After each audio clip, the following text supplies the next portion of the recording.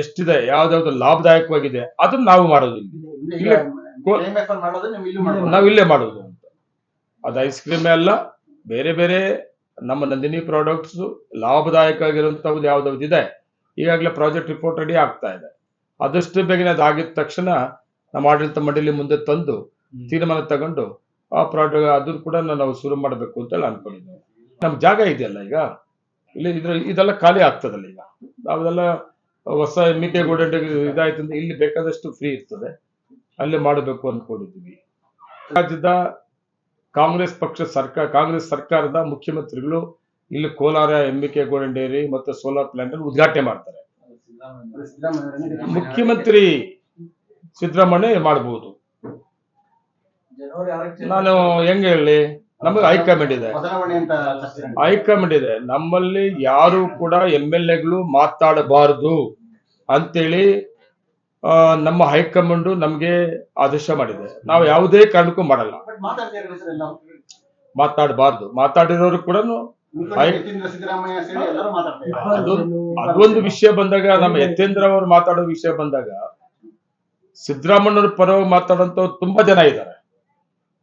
DK Shivakumar ಪರವಾಗಿ ಮಾತಾಡೋರು ಇದ್ದಾರೆ.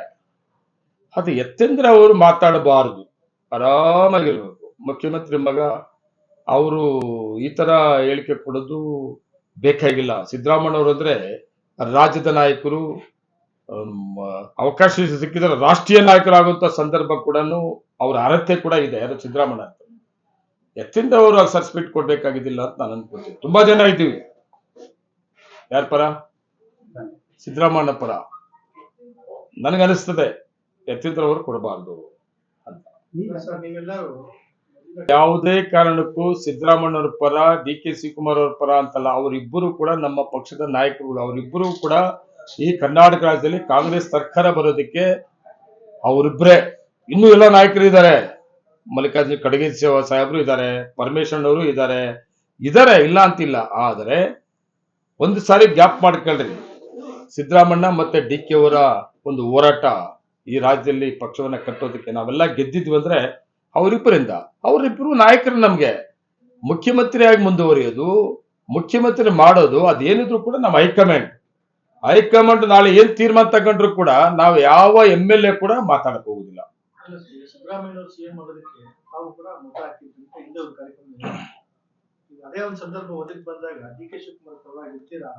ಇಲ್ಲ, ನಮ್ಮ ಹೈಕಮಾಂಡ್ ಪರ ಇರ್ತೀವಿ ನಾವು. ಹೈಕಮಾಂಡ್ ಏನು ಆದೇಶ ಮಾಡ್ತದೆ, ಏನ್ ತೀರ್ಮಾನ ತಗಂತದೆ, ಆ ತೀರ್ಮಾನಕ್ಕೆ ನಾವೆಲ್ಲ MLAಗಳು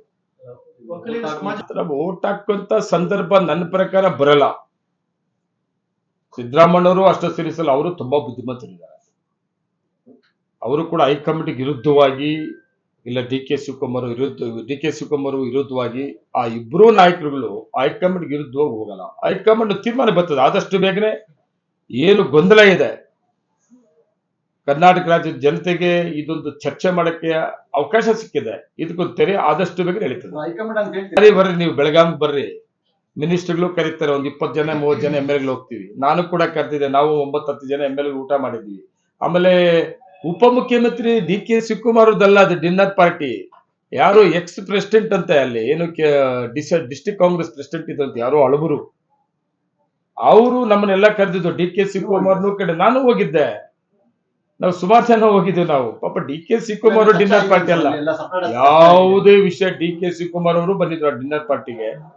ರಾಜಕೀಯ ವಿಷಯ ಒಂದೇ ಒಂದು ಚರ್ಚೆ ಆಗ್ಲಿಲ್ಲ. ಅಲ್ಲಿ ಹೋದ್ವಿ, ಊಟ ಕೊಟ್ರು, ಊಟ ಮಾಡ್ಕೊಂಡ್ವಿ. ಊಟ ಮಾಡ್ಕೊಂಡ್ರು ಅವ್ರವ್ರ ಪಾರ್ಟಿಗೆ ಅವರು MLAಗಳು ಬಂದ್ರು, ಮಂತ್ರಿಗಳು ಬಂದಿದ್ರು. ಸುಳ್ಳು, 100ಕ್ಕೆ 100 ಸುಳ್ಳು. ಅದು ಯಾವುದೇ ಆ ವಿಷಯಗಳು ಪ್ರಸ್ತಾಪ ಆಗ್ಲಿಲ್ಲ. ಇಲ್ಲ, ಅದು ಆ ವಿಷಯನೇ ಇಲ್ಲ.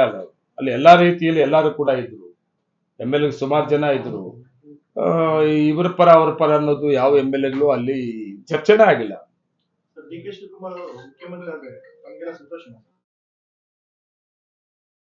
ಸಂತೋಷ ಪಡ್ತೀವಿ ನಾವು. ನಮ್ಗೆ ಹೈಕಮಾಂಡ್ ಕಾಂಗ್ರೆಸ್ ಪಾರ್ಟಿ. ಮತ್ತೆ ನಮ್ಮ ಗುರಿ ಇರೋದು 28. ಈಗ ನಾವು ನಮ್ಮ ಸರ್ಕಾರ ಕರ್ನಾಟಕ ರಾಜ್ಯದಲ್ಲಿ ಬಂದ್ಮೇಲೆ ಏನು 5 ಗ್ಯಾರಂಟಿಗಳು ಸಾಮಾನ್ಯ ಜನ ಬಡವರು ಮನೆಯಲ್ಲಿ ಇದೆ. ಶ್ರೀಮಂತರು ವಿರೋಧ ಮಾಡ್ತಾರೆ, ಆಮೇಲೆ ವಿರೋಧ ಪಕ್ಷದ ವಿರೋಧ ಮಾಡ್ತಾರೆ. ಆ ಬಡವರು ಇದಾರಲ್ಲ, ಯಾರ ಮುಂದೆ ಮಾತಾಡ್ಕೊಳಲ್ಲ ಅವರು. ತೃಪ್ತಿಕರವಾಗಿದ್ದಾರೆ. ಓಟ್ ಹಾಕಂತ ಬಡವರಿದ್ದಾರೆ. 5 ಗ್ಯಾರಂಟಿ ಅವ್ರಿಗೆ ಸೇರಿದೆ. ಇನ್ನು 2.5 ವರ್ಷ ಏನಿದೆ, ಈ 2.5 ವರ್ಷ ತುಂಬಾ ಇಂಪಾರ್ಟೆಂಟ್ ನಮ್ಗೆ. 28ಕ್ಕೆ ಮತ್ತೆ ಕರ್ನಾಟಕ ರಾಜ್ಯದಲ್ಲಿ ಕಾಂಗ್ರೆಸ್ ಸರ್ಕಾರ ಬರೋದಿಕ್ಕೆ. ನೀವು ನೋಡಿರ್ಬೋದು ಸಿದ್ದರಾಮಯ್ಯವರು, ಡಿ.ಕೆ. ಶಿವಕುಮಾರ್ ಅವರು ಎಷ್ಟು ಚೆನ್ನಾಗಿದ್ದಾರೆ, ಎಷ್ಟು ಅನ್ವೋನಿಕೆ ಆಗಿದ್ದಾರೆ ಅಂತ. ನಾವು ಸುಮ್ಮನೆ ಪರಗಳು ಇವ್ರ ಪರ ಅವ್ರ ಪರ ನಾವು ಮಾತಾಡ್ಕೊಂತೀವಿ ವಿನ ಅವರು ಯಾವುದೇ ಸಂದರ್ಭದಲ್ಲಿ ಡಿ.ಕೆ. ಅವರು ಸಿದ್ದರಾಮಯ್ಯವರು ಒಳ್ಳೆ ಅರ್ಥಮದಿದ್ದಂಗ ಅವರ ಅಲ್ಲಿ ಏನು ಡಿಫರೆನ್ಸ್ ಇಲ್ಲ. ನನ್ಗೆ ಗೊತ್ತಿಲ್ಲ. ಸರ್ಕಾರ ನಾವು ಮೆಚ್ಚುಗೆ ವ್ಯಕ್ತಪಡಿಸಿದೀವಿ. ಏನು 2.5 ವರ್ಷದಲ್ಲಿ ಸನ್ಮಾನ್ಯ ಸಿದ್ದರಾಮಯ್ಯ ನೇತೃತ್ವದ ಸರ್ಕಾರ 5 ಗ್ಯಾರಂಟಿಗಳು ಸಾಮಾನ್ಯ ಜನ ಬಡವರು ಕೊಟ್ಟಿರೋದ್ರಿಂದ ಆ ಬಡವರ ಮಧ್ಯೆ ನಾವು ಧೈರ್ಯವಾಗಿ ತಲೆ ಎತ್ಕೊಂಡು ಓಡಾಡಬಹುದು. ಒಳ್ಳೆ ಕಾರ್ಯಕ್ರಮ 5 ಗ್ಯಾರಂಟಿ ಕೂಡ. ಆದ್ರೆ ಇನ್ನು 2.5 ವರ್ಷ ಏನಿದೆ, ಈ 2.5 ವರ್ಷ ಡೆವಲಪ್ಮೆಂಟ್ಸ್ಗೆ ಹೆಚ್ಚಿಗೆ ಒತ್ತನ್ನ ಕೊಡಿ. ನಾನೇ ಮಾತಾಡಿದ್ದು, ನಾನೇ ಫಸ್ಟ್ ಆ ವಿಷಯನ ಪ್ರಸ್ತಾಪ ಮಾಡಿದ್ದಲ್ವಾ.